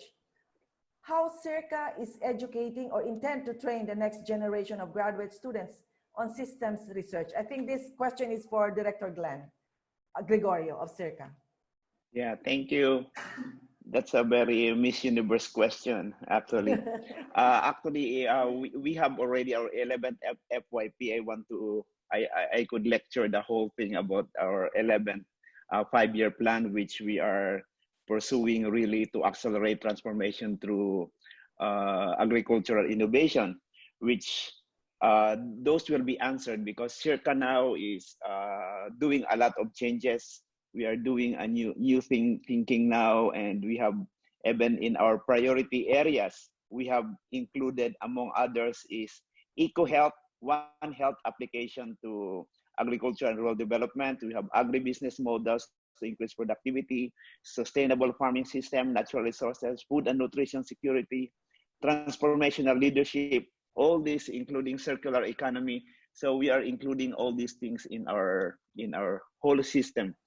That's why we have the academe, industry, government interconnectivity to make all this happen. It's a systematic approach in an ecological framework. We're not looking only at the production side. We're looking at the market side. We're looking at the post-harvest marketing, new market. So it's a holistic approach. I think that's the system approach. I will not go on the details, but if you go to our website, we have the 11th FYP. All of those will be addressed. We are doing the system approach here. Conservative farming, conservation farming, all those stuff. Okay, thank you, Sir Glenn. There's another question here, and I hope you will be able to answer this. It's another Miss Universe question. The demand for food is increasing in these times of COVID-19 pandemic, but wouldn't an expansion in the agri sector contribute to larger greenhouse gas emission? Is there any method of sustainable agriculture prepared to be included in the picture, and how to introduce them to small farmers living in remote areas? From Mazaya Dia of University of Putra, Malaysia. Yeah, thank you very much for that one, because we have now, I think with this COVID-19 pandemic crisis and everyone is in lockdown, everyone now is rethinking how we produce our food, food security, nutritional security, how to make it sustainable, how to make it more, they call it the circular economy, less wastage and less of this exhaust or other side effect of agriculture. Of course, we have to see it side by side with the production. There's a lot of options there. Even the large companies now, are agricultural companies, chemical companies, are going into a more natural, a more less disastrous to the environment, especially the pesticides and other herbicides they're using. So there's a lot of best practices that is available, from vermicomposting, organic gardening, conservation farming, minimum tillage. All those things are there. It's just a matter of consolidating them one by one, practicalizing them, documenting them, and giving it to the farmer. So I think that's one of the new way of thinking, new way of producing food, new thinking of food security, new way of food production. As we go along with the web seminar, as we have our 11th YP at SEARCA, as we go, we partner with other government and industry and academe together, we could address those issues, hopefully. Okay, thank you, Sir Glenn. This one is for Director Panganiban. The impact of COVID-19 pandemic has slowed the world economy, including Indonesia. What applicable strategies can be taken to overcome this situation so that food security can be maintained at the household levels, especially for a community with a lower economic level? For example, in Indonesia, food aid during this crisis is prioritized for the community at the lower level. But this direct assistance is temporary. How is this strategy, how would this strategy help the community to achieve food security and be able to meet their daily needs? From Ramawati Sulfiningrum, SEARCA alumni from University of Indonesia. Okay, so thank you for the question. Again, as I mentioned earlier, for us, the initial strategy is to really pump prime or give out the seeds or seedlings to individual families, to households, to communities, to barangays, so that they can first, if it's leafy vegetables, they can produce even in less than a month. But of course, it's not enough. Okay, so that's why we are planning, if the ECQ eases, to establish community gardens, so that these communities, they can come to a common area, to a community garden, so they can farm together, they can grow vegetables together, with the help of our technical experts like Sir Garry here. They can schedule the planting of these vegetables so that it be sustainable. And not only just giving out the seeds and seedlings, also learning how about harvesting seeds for the next cropping cycle, so that it can be sustainable. We've seen it before. Yes, the schools and the barangays, they do well in the first few months, first quarter, but they cannot sustain. They call again, so we could start by first again giving out the seeds, the same time training them how they can sustain, and if they can do well, connect them with marketing channels such as the Kadiwa so that they can realize the profits. At the end of the day, of course, aside from food, I think people are always concerned with how they can sustain themselves monetarily, what is in it for them, so that if they can find something that benefits them, I think it will be encouraging for them to engage in these practices. Okay, thank you, Sir Glenn. We have here another question for Mr. Garry Hidalgo from Dr. Bagarinao. What do you think of a vertical garden as a lab in the household where a student can do their experiment? Well, yeah, it's one way to do the urban or home gardening. Marami naman iba-iba actually na pwedeng gawin, but yeah, vertical gardening is one of them. We've done this a lot in landscaping, but yeah, I'll be teaching that next week also. Okay, again, back to Mr. Panganiban, does the Philippine government offer free training for hydroponics farming? Okay. Is there a training on that? Right now, our trainings are all on hold, but we already have a training module for that, and we have people who can train in hydroponics. We have regular trainings, other trainings, mushroom culture, conventional gardening, container gardening, but it's all on hold because of the ECQ. But we do have. A follow-up question from Joy Amago. Does BPI have a YouTube channel for all useful technologies? Okay, we are more active, I think, in our Facebook social media page. But we do have YouTube channels, and our technical staff also uploads their videos on YouTube. So we do have resources online. Maybe we can collate it, summarize, and then upload it in our Facebook and our website also.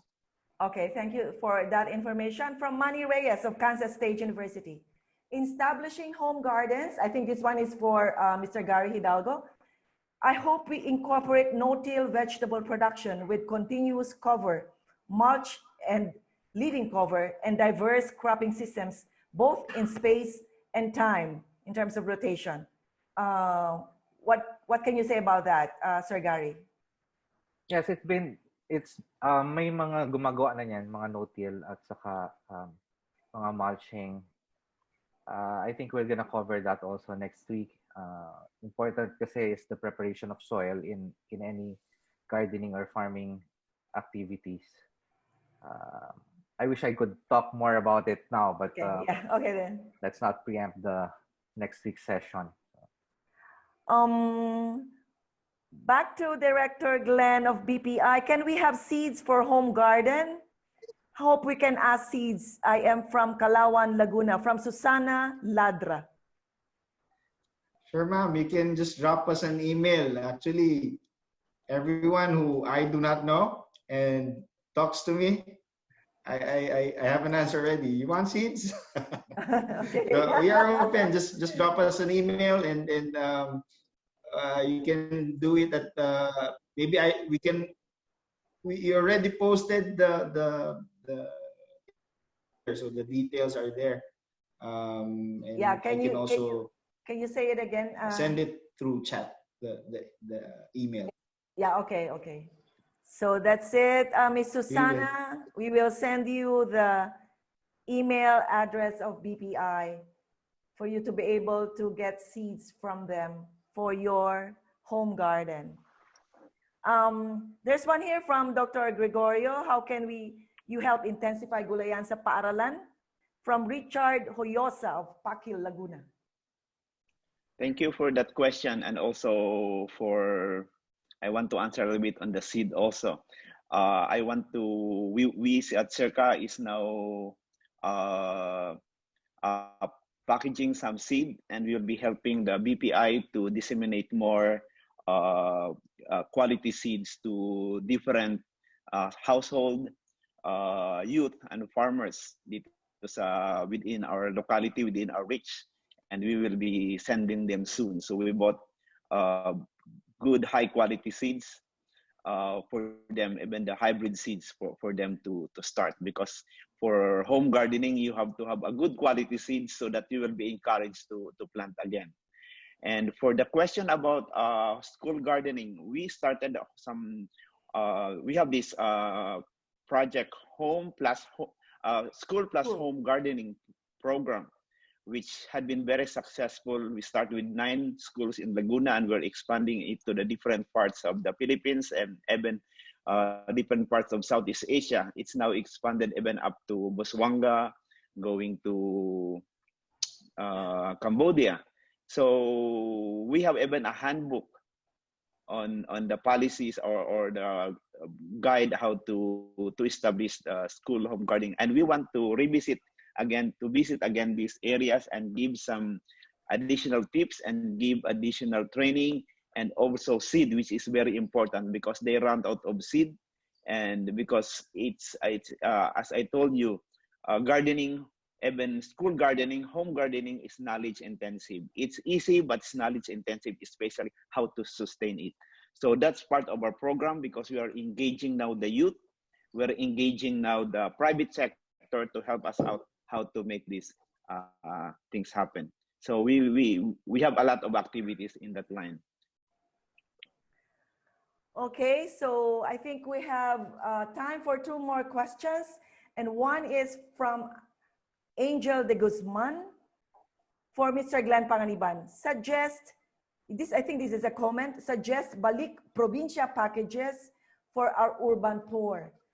There is hunger among our urban poor. Our rich lands can give opportunities for them. Yes, ma'am. To arrest their hunger. Yes, Sir Glenn. Yeah.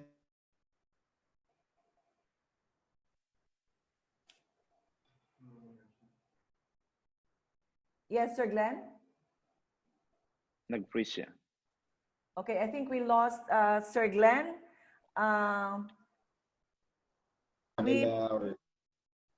In urban areas are really thick already, so we need to really support the regions. For us in the Department of Agriculture, again, what Secretary said earlier, we have a lot of programs to incentivize farming and agriculture, and I think that's one of the ways forward. Okay, thank you, Sir Glenn. But this time it's for Dr. Gregorio. That's another Glenn here. So from Kusairi Taib from Malaysia, how SEARCA is preparing for the post-COVID-19 trend in agriculture so that we could maintain a stable growth in agriculture? All the questions for Miss Universe are with me. Actually, if you just go to our website again and go to our 11th 5-year plan, which we are really with a slogan of acceleration transformation through agriculture innovation, you could see all our methodologies, or what we want to do and what we are going to do. Especially we have new departments now, like I just particularly say about this emerging innovation for growth, where we are having one section there on, we have a unit there on open innovation and agro innovations and agri incubation. We have technology transfer and all those other innovation or crazy ideas to make better ideas for agriculture. So all those are in there, and we are actually the positive part of this COVID-19 pandemic is people are starting to think. They are starting to be more innovative. They're thinking about agriculture, and I think they are more receptive to change. And all those will be we will be implementing it in those, starting from thought leadership, starting from making agriculture as a business, starting up to modernization using the digital technology. All those will be used so that it will be really for the next era after the COVID-19 pandemic. Okay. Yes. Thank you, Sir Glenn. For our last question, from Mona Linda Cadiz, how beneficial is it to popularize planting native fruit trees and vegetables in food security? Does BPI or DA have a program for this? I think this one is for Director Glenn Panganiban. Yes, ma'am. Actually, originally, our urban agriculture initiative here in the BPI, we try to encourage the propagation of indigenous veggies, so that because it can be found anywhere. I remember during the time when we had the dengue fever. It's just a concrete example. People started to look for the tawa-tawa plant, and we didn't really propagate it. You can just find it anywhere. So the same thing with indigenous vegetables. We can propagate it. It's really suited to our climate, and we do encourage it, and we will make it a part of our urban agriculture program. Thank you so much for that. That ends our question and answer for this webinar. Once again, with SEARCA's Director, Dr. Glenn Gregorio, we would like to express our sincere gratitude to DA Secretary William Dar and Farmers Factory General Manager, Mr. Garry Hidalgo, for their time, for your time, for sharing with us your knowledge and valuable insights. Very special thanks also go to Assistant Director Glenn Panganiban, who helped facilitate our invitation to Secretary Dar as our keynote speaker. And we would also like to thank you, our online viewers, listeners, for joining us and staying with us throughout the online learning session. We hope that you learned a lot from this online discussion, getting a good first-hand info on what SEARCA is doing, the plans and programs of DA to address food insecurity during this extended enhanced community quarantine, and how the private sector is pitching in and helping the household and farming families in the best way they can in this era of COVID-19. Please join us again in part 2 of this online discussion series next Tuesday, 6th of May at 10 in the morning. Our next online conversation is going to be equally exciting, especially for those of you who are already into home gardening or wish to try it as a hobby, or in order to have ready, healthy vegetables for your meals from your own backyard or home. Our webinar series part 2 will focus on home gardening made easy, getting started with containerized and modular farming. Yes, you heard it right. Our invited speakers will teach us that home gardening is as easy as ABC. Once again, please join us in our second Solve session. Let us help one another get through this COVID-19 pandemic.